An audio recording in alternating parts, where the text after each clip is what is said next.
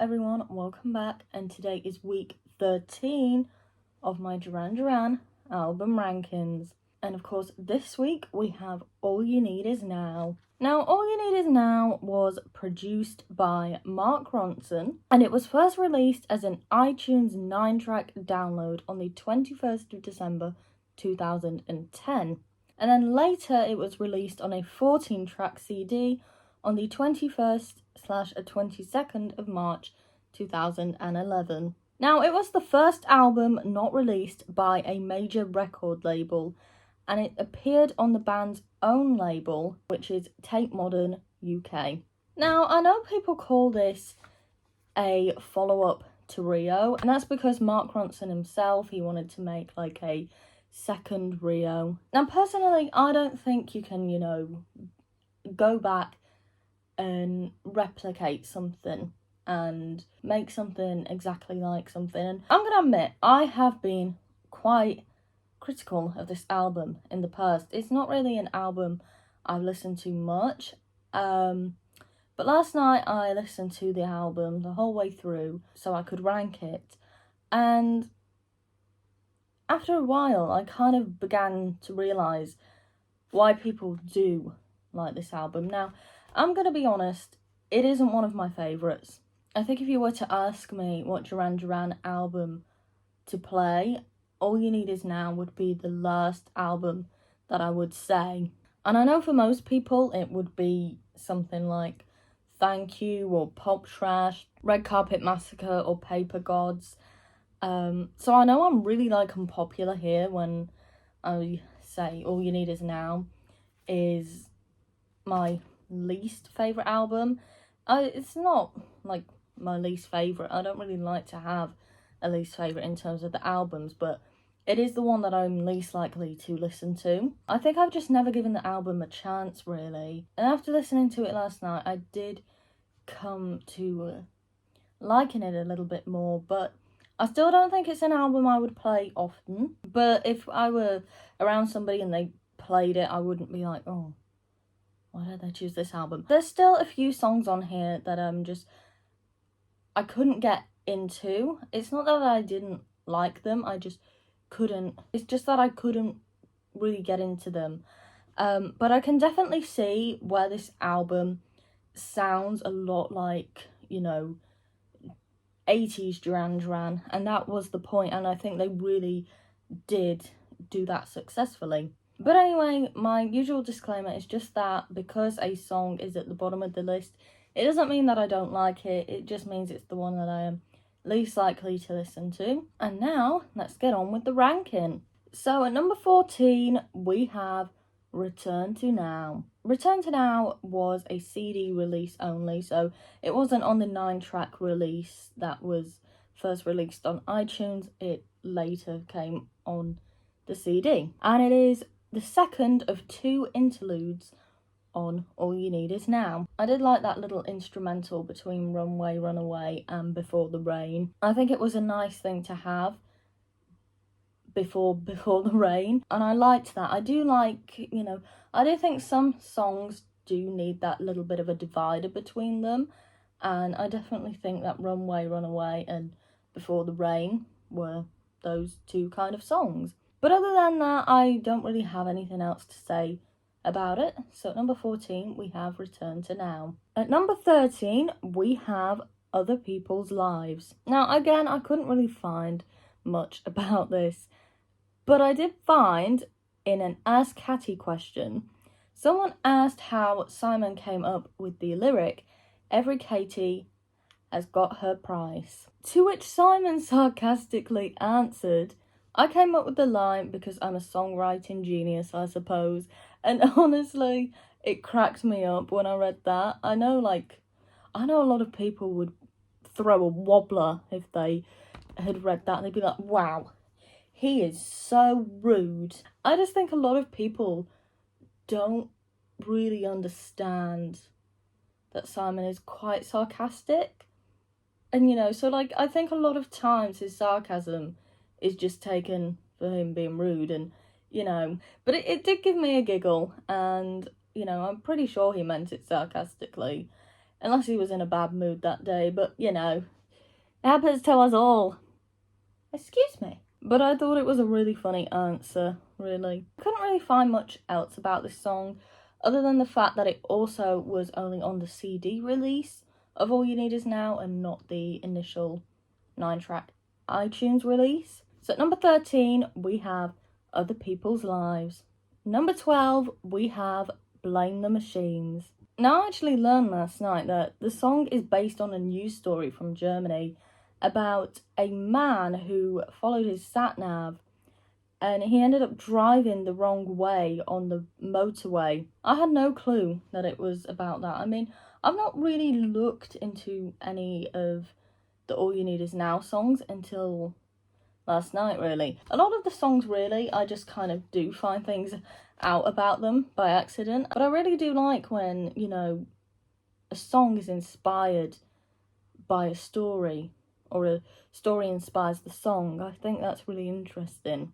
The song really is just about how reliant the world was becoming on technology. And I think especially in today's age as well. I mean, this album is now almost 13 years old. I think now especially we really are reliant on technology. And I mean, I say this as I sit here recording for people to watch this, but you know what I mean. Like, a lot of us are always on our phones now, and if not, we're always, you know, most likely involved in something that is to do with technology. And so, you know, I think this song is really relevant today. But it was also just about, like, you know, people always assuming that the machines are right, and obviously in this case they were wrong, because the sat-nav sent the man up the wrong side of the motorway. So, hope he got a refund. But other than that, I couldn't find much about Blame the Machines, and so it is at number 12. At number 11, we have A Diamond in the Mind, which is the first interlude on the album. Now, I do quite like A Diamond in the Mind. I like the title, which I think it's pretty obvious, but it came from the lyric in the song All You Need Is Now, which is, you know, it comes on delicate and fine like a diamond in the mind. And I really, you know, I love that lyric, to be honest. I don't know why, I just find it satisfying, a diamond in the mind. Like, some lyrics you just hear and you just think, like, wow, that was, like, how'd you come up with that? That is a great lyric. And for me, a diamond in the mind is one of them. And I know a lot of people are probably just going to be like, that is the most boring lyric you could have chose, but I like it, okay? But really there's nothing much more to say about it, as it is just an interlude that separates Girl Panic and the Man Who Stole a Leopard. So at number 11, we have A Diamond in the Mind. At number 10, we have Runway Runaway. A snippet of the song was first broadcast on Duran Duran's website for Duran Duran Appreciation Day in 2010. And Duran Duran Appreciation Day is August 10th, for anybody who didn't know. Again, I couldn't really find much about this song. I didn't write this down like the fool that I am, but I remember reading Nick said that he watched the film, I think it was titled The Runaways or something like that. And, you know, that kind of is what inspired the song, I believe, is that, you know, they wanted to make a song, and I think it might have been Nick's idea about, like, you know, a young girl running away to, you know, get out in the world. I'm not entirely sure. I might be misquoting that. Yeah, I'll put it on the screen, actually, and then you can read, because I'm not remembering it properly, I don't think. It is basically just about, you know, being a young girl running away, trying to start a life, and how, you know, how scary and dangerous that could actually be. I'm pretty sure that's the gist of it from what I read. But really that's all I have for Runway Runaway. And so it is at number 10. Number 9, we have Being Followed.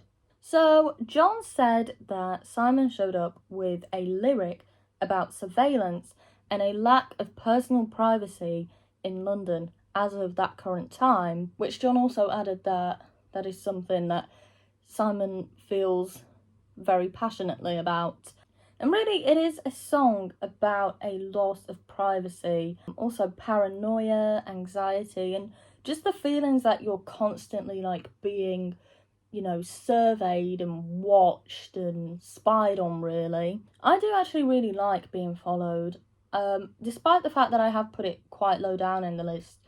I do. But yeah, basically the song is just sort of about CCTV, you know, going out and there always being something watching you, really. I think in Duran Duran's case, it's also about, you know, being like public figures. There's always, you know, people watching them and kind of like following them around, and, you know, them, you know, they definitely probably have a bigger lack of privacy than most people, really, because they're out, you know, in the like the public world, the public figures, and so, you know, a lot of people know who they are, and it's like, you know, they're out and about, they, you know, people are gonna like notice them and follow them. The paparazzi are gonna, you know, like the journalists and things, they're gonna get pictures of them and write things up about them and things like that. So, you know, I definitely understand like the song and like the feelings of paranoia and anxiety, and,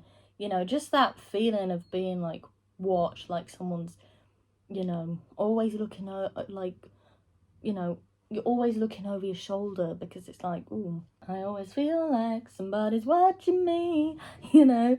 But yeah, just that feeling of like always having to look over your shoulder, because, you know, you do feel like you're always being watched and observed. But at number 9, we have Being Followed. At number 8, we have Too Bad You're So Beautiful. This was the only song on the album that I actually couldn't find anything about, other than the fact that it is on the CD version of All You Need Is Now only. It wasn't on the iTunes download release. But yeah, I could not find anything about Too Bad You're So Beautiful. I can't even really think of what I think it is about. I suppose in a way, to me, it's sort of about, you know, a man who likes a woman, and he thinks maybe she's out of his league or something. I might be completely wrong. I am only making, you know, an interpretation here, but for me, when I listen to it, I do just think of that, like it's a kind of like a man who's courting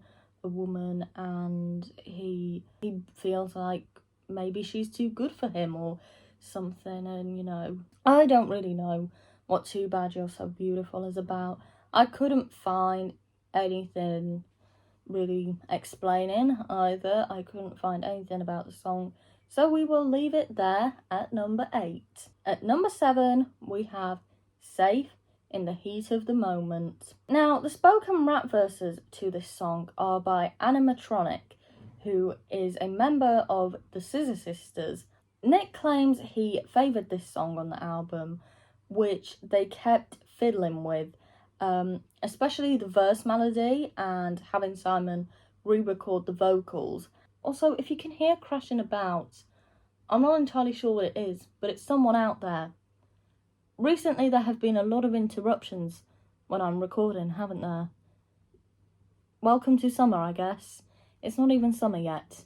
It's not even warm out there, I don't think. So it just seems like they maybe went through a little bit of trial and error with this song to get it to sound how they wanted. And I think the end result is brilliant. Animatronic was supposed to sort of be like the temptress in the song that I read. That's sort of what she's, you know, portraying in that song, is she's being sort of a temptress. And you can tell that with the verse, really, and the lyrics in it, you know, that it's sort of like a woman trying to tempt a man sort of, you know, into something that he probably shouldn't do, because I'm pretty sure it's about being safe in a relationship, I think I read. And, you know, there's the temptress that's trying to, like, you know, convince you that, you know, you've been around, so let's get to it. And it's like, oh, well, you know, I'm a married man now, so I don't think so. I think in a way it does also speak about, like, perhaps like the band members, and, you know, how you know, they're all married, and, you know, they still have people that are, you know, trying to tempt them. And I mean, if it works, then that's their business. I'm not getting involved, like, you do what you do in your marriage. If, you're fine with it and everything. I'm, not telling people how to bloody be married. I do think it's a really interesting song, and I do really like it, but I don't really have much more to say about it, so we will leave it at number 7. At number 6, we have Girl Panic. I read that Simon said the song had been around for about 2 years at that point, and it went through numerous title changes. I can't really remember what they were, but I seem to remember that the last one that Simon settled on was Pale Blue Planet, because he was reading something. I don't remember what, but he was reading something and that sort of stuck. And then Mark Ronson said that the song should be about girls, and so the following day Nick had new lyrics and the track Girl Panic was formed. So it seems it was like a completely different song, or going to be a completely different song, until Girl Panic came about, really. Now, the music video is Duran Duran's 41st official music video, and it stars top models who each become a member of Duran Duran. And Simon's wife Yasmin is also in that video.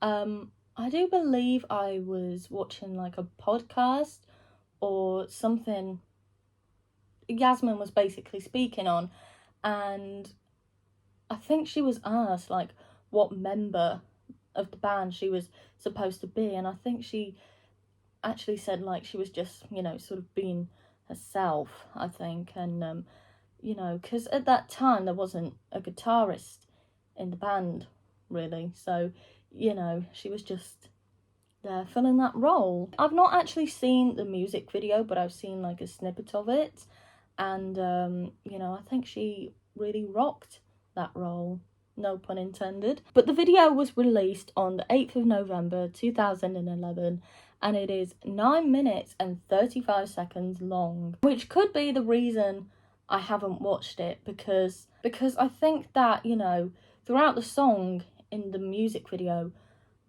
I think there's, talking like in between, and maybe I'm wrong, maybe the talking happens and then the song plays, I'm not sure. Like I said, I haven't completely watched it, really. I think I might have seen it once when it played on the TV, but I didn't watch it, if you know what I mean. So it's definitely a music video that I really need to watch, because it does sound amazing, to be honest. I mean, I will definitely get round to watching that, hopefully. But anyway, at number 6, we have Girl Panic. At number 5, we have the title track, All You Need Is Now. In September of 2010, Mark Ronson spoke about working with Duran Duran, and he claimed that All You Need Is Now is one of his all-time favourite Duran Duran songs. Also, in an interview on BBC, Roger said that the song is about living in the moment and, just enjoying the moment of where you are now. I mean, I think you do gather that in the song. It's sort of about, perhaps in a way, I think like with the lyrics that are like, we sway in the moon the way we did when we were younger. I think it's, sort of about like, also maybe reliving, your past and your memories and things like that. Really, you can tell just in the lyrics that it is about just, focusing on being in the moment. And, I mean, the song is literally called All You Need Is Now. And, it is, that really is what it is. It's saying that, all you need is now, the current moment, and, to just enjoy where you are while you're there. I really like the song. I think it's really upbeat, and I think it's really energetic. I also really like the music video. I have watched the music video for this song. I have watched the music video for this song, unlike Girl Panic. And basically, I think I read that it is just the band, like, sort of walking around London. And that was, like, where it was shot. And I think, I do think All You Need Is Now is a really great song. I think it's a great way to kick off the album. And I know it is the title track, but there are some Duran Duran albums where the title track isn't the first song. But in All You Need Is Now's case, it is. And I think it is a great way to kick off the album. But that's all I could really find about it. So at number 5, we have All You Need Is Now. Number 4, we have Mediterranea. Mediterranea is another song that is only on the CD release of All You Need Is Now and not the iTunes release. Now, I didn't find much about Mediterranea, but I did find that Simon has said that the song is about the English love affair with summer holidays, and you can definitely hear that. I mean, if you're British especially, you're gonna understand it, you know. You can hear that. It really is just about, you know, living in England. It's pretty glum a lot of the time, and, you know, maybe it's a rained out town. That is, you know, pretty accurate, you know, like, there's definitely more rain than shine, and, you know, it really is about just wanting to get away and go on holiday, you know, be on the beach, be in the sun.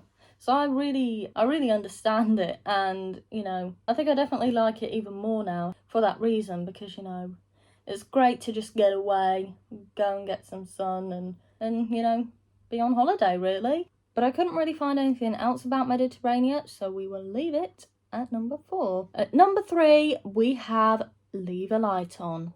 So I read that the song is about someone returning after a long time away, and that it is about imperfection and sort of running away from yourself.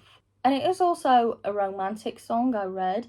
It's sort of like about the sort of more darker parts of, you know, romance and a relationship, I believe. You know, in a way, I think the song is perhaps about sort of asking for forgiveness in a way. I think that, you know, that's how I sort of interpret it, is maybe it's like about perhaps asking for forgiveness, or saying that you will always be there for someone shall they need you. You know, like, if you need me, leave your light on, I'll be there. I think it is just about, you know, also a song of, like, perhaps kind of you messed up a little bit, and, you know, you're kind of asking for forgiveness, and you realise that you've got someone, like, really special there for you. And, you know, I think that could be what it is when you listen to the lyrics. It's sort of about, you know, having, like, a certain, like, a special person. Could be a friend, could be a romantic partner. It doesn't really matter who it is, but, you know, I think we all have that person who is, you know, been there for us and has helped us get through dark times. Maybe you've kind of messed up with them a little bit, and you're like, you know, trying to ask for forgiveness, and you're trying to send them a message, and you're saying, like, you know, if you need me there, leave a light on and I'll come there. I don't listen to it too much, but it's in the top 3 for the reason that I think it is a really beautiful song. But I don't really have much more to say about it, other than that I think it is a really beautiful song, and it sort of has a message in it. So at number 3, we have Leave a Light On. Now, these last 2 songs have had me very conflicted, because I think I like them both equally. So it's really, even now I'm like contemplating, should I swap them round? You know, I think this is probably the most difficult sort of decision I've kind of made when ranking an album. I think I'm actually going to swap them. And so at number 2, we have The Man Who Stole a Leopard. Yep, that was my number 1. But I kind of have 2 number 1s on this album, which is quite ironic, considering I was talking about how this is not one of my favourite albums, yet I've been very conflicted on what song goes at number 1 and what song goes at number 2. If I could put these both in number 1, I would, because they are both my favourite songs on the album, really. I like them both equally, but at number 2, we are going with The Man Who Stole a Leopard. So the song is in the style of The Chauffeur, which explains everything, really, because if you know me, you know I love The Chauffeur. And I'm going to go on a little bit of a tangent here and just say that Duran Duran performed 2 shows at the Wynn in Las Vegas over the weekend, and they kicked it off with The Chauffeur. And well, I think you can imagine how I felt. I was equally excited and disappointed. I was excited because they played The Chauffeur, but I was disappointed that I wasn't there to see them play The Chauffeur. Anyway, gone on a complete tangent there, but I really need to say that I love The Chauffeur. And considering that The Man Who Stole a Leopard is a song that is supposed to be in the style of The Chauffeur, that explains why it's one of my favourite songs on All You Need Is Now, really. It is a story of obsession, and it was written by Nick and John. The track features vocals by Kellis, who I believe recorded them in a home in LA. Now, Nick also came up with the idea of the newscast at the end. I read that in the A Diamond in the Mine tour programme, and it's always stuck with me, that fact. I think like the whole news story, like the newscasting at the end, I think that really makes the song what it is, and I think, that it's sort of a very different idea, and I really like that. I think it's creative. I think it's a brilliant idea, and I really like how it actually, sort of became like a bit of a metaphorical story, really, It is about a man, chasing after a woman, basically. Kind of gives Hungry Like the Wolf vibes in that sort of sense, when you think of like the meaning of it, like a man, longing after a woman. But maybe slightly more creepy is The Man Who Stole a Leopard. I'm not sure, because like Hungry Like the Wolf was just sort of lust, but I think The Man Who Stole a Leopard is more like obsession.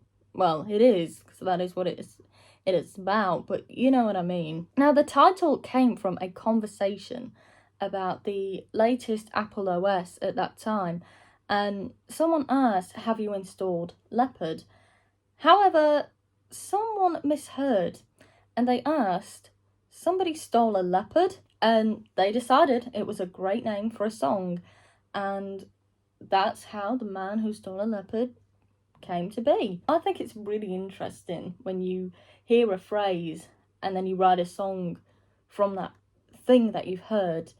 That's one of my favourite ways to write songs myself, is to, sometimes I'll hear something and it will just spark this idea, and the next thing you know, you have a song out of it. And I think that's a really interesting approach to songwriting. But I do think The Man Who Stole a Leopard is a really creative song, and, like I said, with the news reading at the end and everything. But I just really do like the song. I think it's very sort of enchanting, it's quite mystical. It sort of has that charm to it. I can't really think of the word, but there's a certain charm to it, and, I think that is what makes it like The Chauffeur as well, is that I always think that The Chauffeur has like a certain mystical, majestic charm to it, and I think they really were able to sort of replicate that charm into The Man Who Stole a Leopard. Now, I could probably go on forever about The Chauffeur and The Man Who Stole a Leopard, so I'm going to stop myself here, and at number 2 we have The Man Who Stole a Leopard. Now, at number 1, my other favourite song from All You Need Is Now is Before the Rain. Simon said that he wrote the song after a couple of bottles of wine in his back garden in late spring of 2009.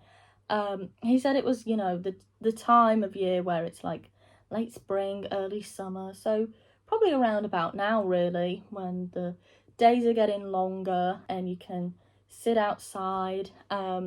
And he was the only one at home, and he was playing his guitar.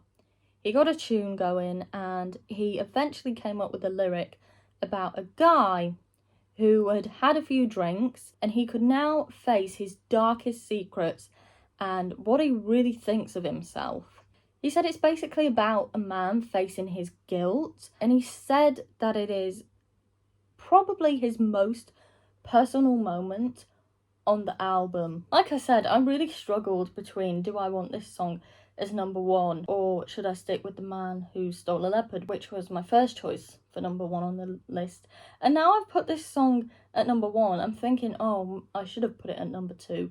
But I know that if I'd have put it at number 2 and then put The Man Who Stole a Leopard as number 1, I'd be thinking the same thing anyway. I may have to put Before the Rain and The Man Who Stole a Leopard as joint number 1 because it's really difficult. Like, I really can't decide still if I want to switch them around or not. I think they've both also got like good backstories to them. Obviously Before the Rain is, you know, a lot more personal, as Simon has literally said. I also like the story behind The Man Who Stole a Leopard with the misheard conversation, really. I suppose maybe I am putting Before the Rain at the top because it is more of a personal song. It's just so difficult to decide, really. I am more likely to listen to The Man Who Stole a Leopard, but I also really like Before the Rain, so there's so much conflict going on in my mind, and I'm just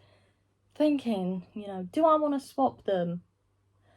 I don't know, but I think we should just leave them where they are, because I've recorded everything I've said now, and I can't remember any of it to do it again. But I do think Before the Rain is a really great song, and you know, I think in the beginning it kind of tells that it was written before, like just before summer rolled in, by the opening lyric that's like, a stormy summer is rolling closer. And then, you know, one of the lyrics is literally, if this drinking could ease my thinking. It, you know, I think really there's a lot of, you know, little clues in the song about what was going on when it was actually written, really. And, you know, I really like it. I like the lyrics in it, and I think it is, you know, you can tell it is a personal song, really. But I think this time I'm gonna say that at number 1, my favourite songs from All You Need Is Now are Before the Rain and The Man Who Stole a Leopard. And that concludes my ranking of All You Need Is Now. As I said, you know, it isn't one of my favourite Duran Duran albums, but that doesn't mean I don't, you know, like it at all. As you can tell, I really do like some of the songs on it. It's just an album that I'm least likely to listen to out of all of the Duran Duran albums. And as you could see, I really struggled with those last 2 songs. Really, I didn't want to put either of them at number 2. I really wanted both of them to be number 1 because, you know, I think really if you did ask me what is your favourite song from All You Need Is Now, I think I'd probably instantly answer with The Man Who Stole a Leopard. But then at the same time, I think I'd start doubting, and I'd be like, oh, but I also really like Before the Rain. And do I like it more than I like The Man Who Stole a Leopard? No, but I don't like The Man Who Stole a Leopard more than I like Before the Rain. So I like them both evenly. And, you know, I think that's the worst thing, is when you have 2 songs that you really couldn't decide between which is your favourite. I do think it is quite funny how, you know, the album that I listen to the least and my, like, least favourite album is the album with 2 songs that I've been really conflicted between putting at number 1 with. But anyway, that does conclude my ranking of All You Need Is Now. Of course, next week will be Paper Gods, another album that a lot of people don't seem to particularly like that much. I admit, at first I wasn't sure if I was keen on Paper Gods, but once I listened to it fully a couple times, it actually really grew on me, and I actually do quite like Paper Gods, which, you know, is typically me. I said this before, I seem to like the albums that other people don't necessarily like that much, you know. I guess if someone came over and was like, oh, I'm not really a fan of Paper Gods, I'd be like, oh, what a shame. And what do you want me to do? Turn you into one? I don't know.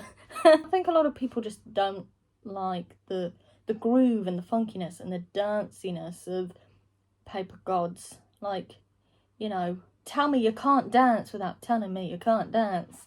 So next week will be Paper Gods. So if you want to stick around, that will be appreciated. There's only 3 more albums to rank. Oh my gosh, I can't believe that. I don't know what I'm gonna do when I have no albums left to rank. I'm gonna need some ideas. We'll cross that bridge when we find it, which we are coming to finding it, but you know what I mean. I just wanted to insert the reflex in there, okay? But yeah, we have 3 more albums to go. Next week will be Paper Gods, so if you want to stick around, that is appreciated. And until the next one, bye.